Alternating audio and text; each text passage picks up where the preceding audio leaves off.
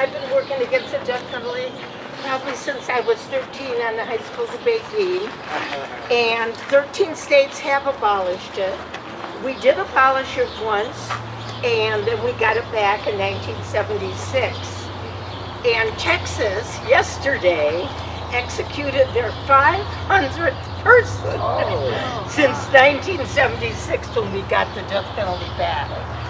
So I'm very sorry to say that Arizona is back on a roll, and a couple of weeks from now there'll be another execution, either the 22nd or 23rd. Let's go. To the bus and go. It would be nice if anyone has a bus. So I'd like to pass for someone else. Sharon? My name is Joel. And, I don't know. I think I'm here for mostly the obvious reasons. And this is all from the part of wanting a kinder world. And every little bit of violence that we can take out of our culture, I think, helps. And this would be a big bite out of it. We could just, I mean, state-sanctioned murder, I still can't get my head around it. I don't know what else to say. What's the purpose of it? Well, my name's Ed.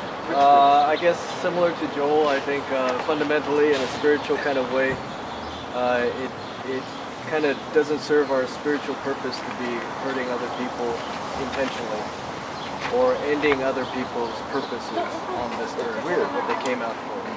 I personally got back into this as a major issue when back in, I think, 4 years ago in Atlanta, Georgia, a high-profile case for a man named Troy Davis. Yes. We were actively involved in trying to stop that execution.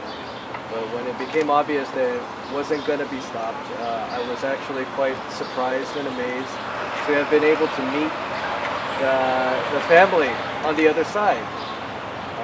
Very white bread, American family. The grandmother was dressed in a cardigan, red sweater with Christmas patterns on it because it was that time of year. And the festive way she was dressed was in such contrast with the bitterness on her face.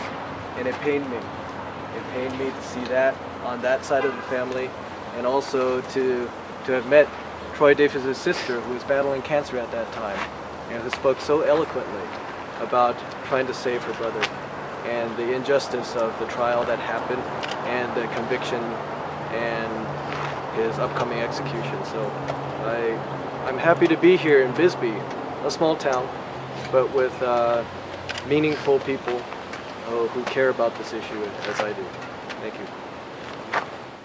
It's important for people to understand that we're against this man being executed, but yet we don't support, the crimes that were committed by this man. Right. But it just seems there's got to be some kind of humane findings for these moments. Yeah, like Jeff, let's see, like Joel was saying the other night on the radio that this guy apparently was a murderer 35 years ago. Killed a man in Bisbee. Apparently so, but that doesn't make him a murderer today. Right. Exactly right. I mean, anyway, that's all. I just was impressed by what he said. That was a long time ago. But what is it solved by? Yeah, by exactly. executing this man after solved? how many years? 30. Right. What is solved by exactly?